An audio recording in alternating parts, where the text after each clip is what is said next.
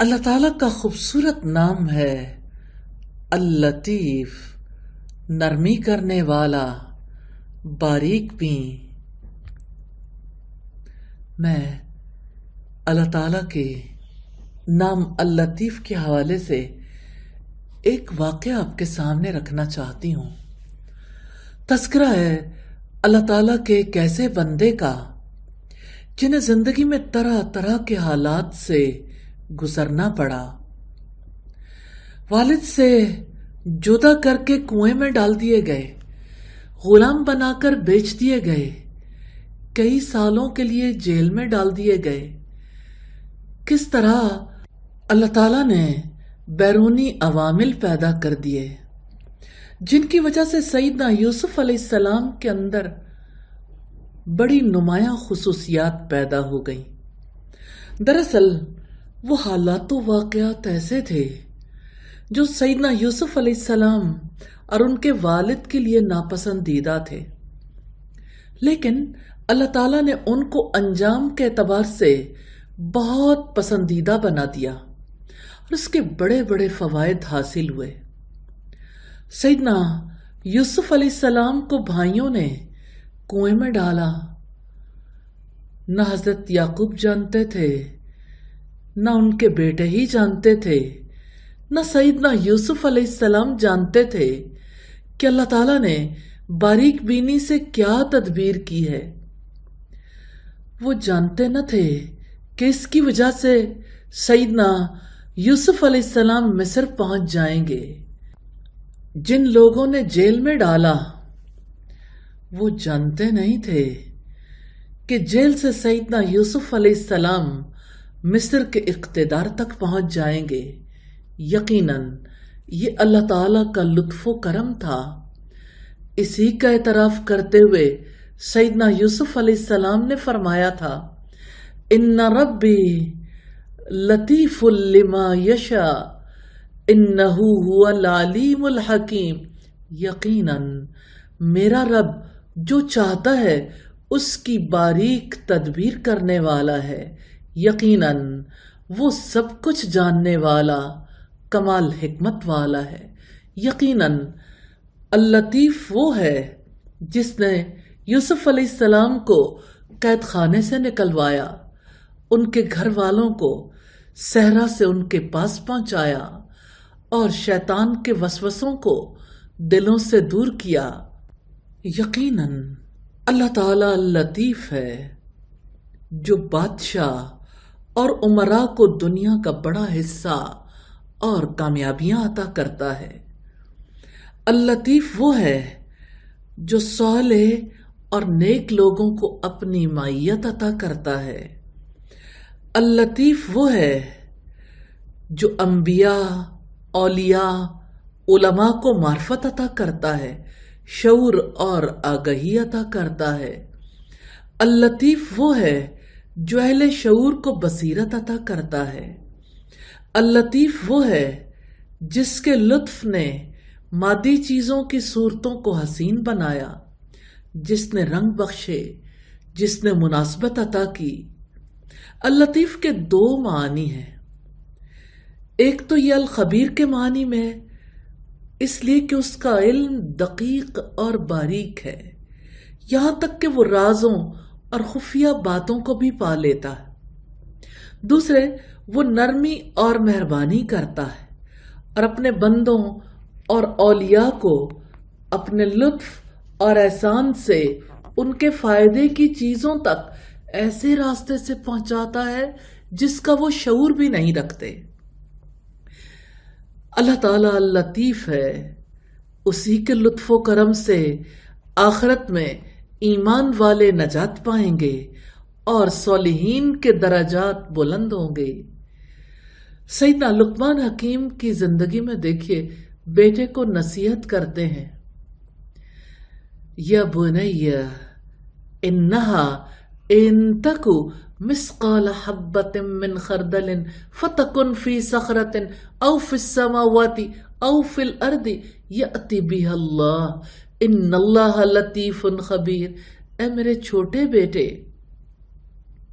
اگر کوئی چیز رائی کے دانے کے وزن کی ہو، وہ کسی چٹان میں ہو یا آسمانوں میں ہو یا زمین میں، اللہ تعالیٰ اس کو لے آئے گا۔ یقیناً اللہ تعالیٰ بڑا باریک بھی پوری خبر رکھنے والا ہے۔ ایک لمحے کے لیے سوچ کر دیکھیں، اگر رائی کا دانہ زمین میں گم ہو جائے تو نہیں ملتا۔ اگر یہ آسمانوں میں سورج اور چاند کے درمیان یا وسعتوں والے خلا یا گیلیکسیز میں یا آسمانوں میں چلا جائے یا زمین کی تہوں میں چھپ جائے یا کسی چٹان کے نیچے کہیں بھی کھو جائے، اس ذرے کو کہاں قرار مل سکتا ہے؟ یأتی بہ اللہ، اللہ تعالیٰ اس کو لے آئے گا۔ اللہ تعالیٰ ہمارے دلوں کے حال سمیت ہمیں بھی لے آئے گا۔ اللہ تعالیٰ اس لیے شعور دلاتے ہیں کہ وہ باریک بھی ہے، ہر چیز سے پوری طرح باخبر ہے۔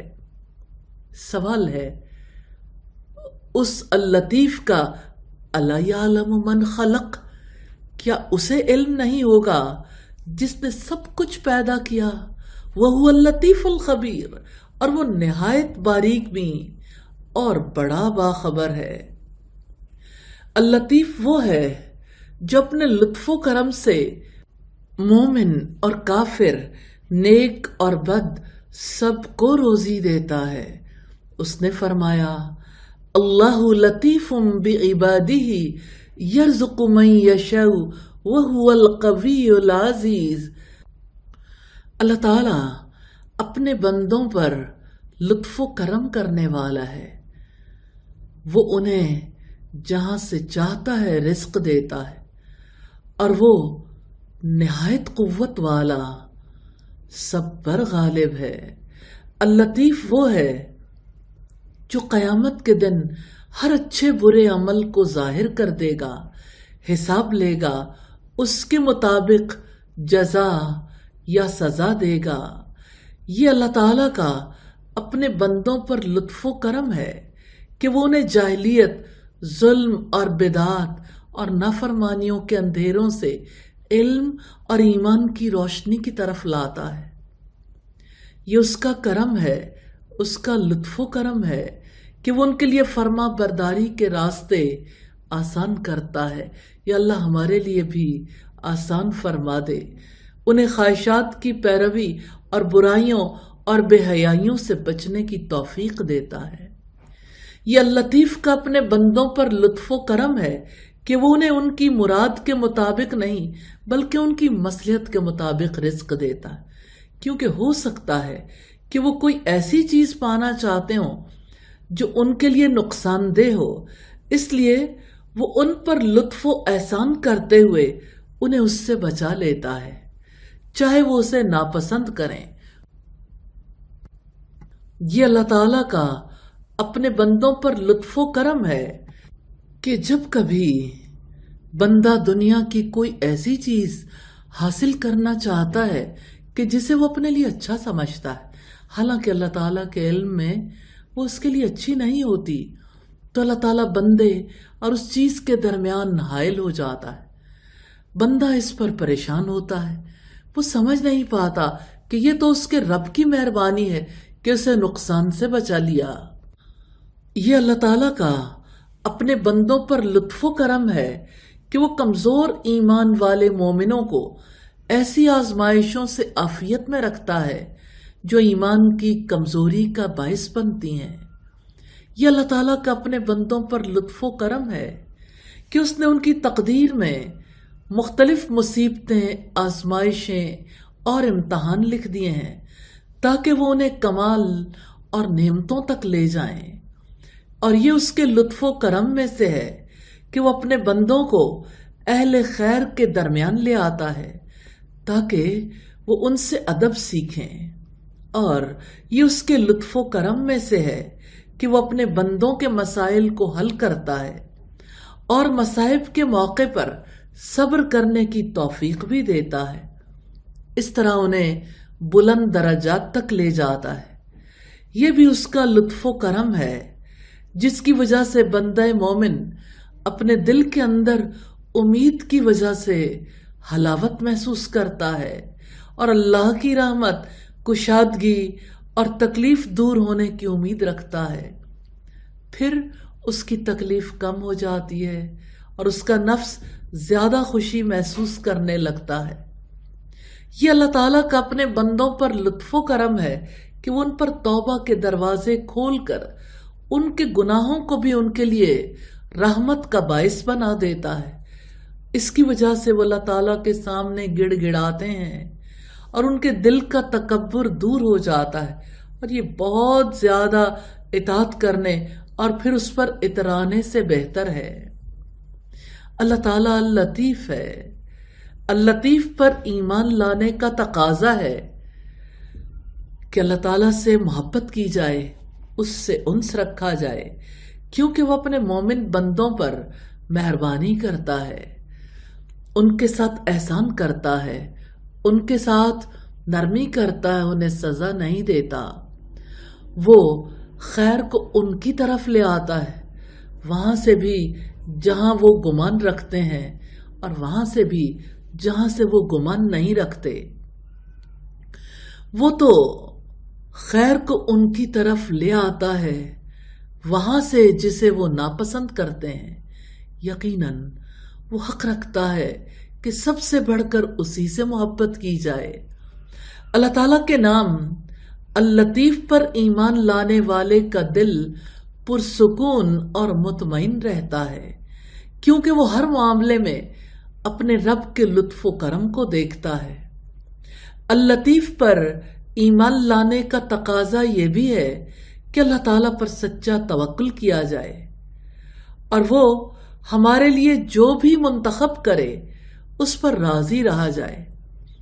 کثرت سے دعائے استخارہ کی جائے، کیونکہ دعائے استخارہ کے ذریعے بندہ اپنے معاملات اللہ تعالیٰ کے سپرد کر دیتا ہے۔ اللطیف پر ایمان لانے کا تقاضا یہ بھی ہے کہ یہ یاد رکھا جائے کہ اللہ تعالیٰ ہمارے تمام اعمال کا علم رکھتا ہے اور اپنے اقوال و افعال کا محاسبہ کرتا ہے۔ اللطیف پر ایمان لانے کا تقاضا یہ بھی ہے کہ اللہ تعالیٰ کے بندوں کے ساتھ نرمی اور احسان کا معاملہ کیا جائے اور انہیں خیر پہنچائی جائے اور شر سے بچایا جائے۔ اللہ تعالیٰ سے یہ دعا ہے کہ ہمیں اپنے نام اللطیف کا سچا فہم نصیب فرمائے، ہمیں اپنے خاص فضل و کرم سے اپنا تعلق نصیب فرمائے اور ہمیں درجات کی بلندی تک پہنچائے۔ آمین ثم آمین۔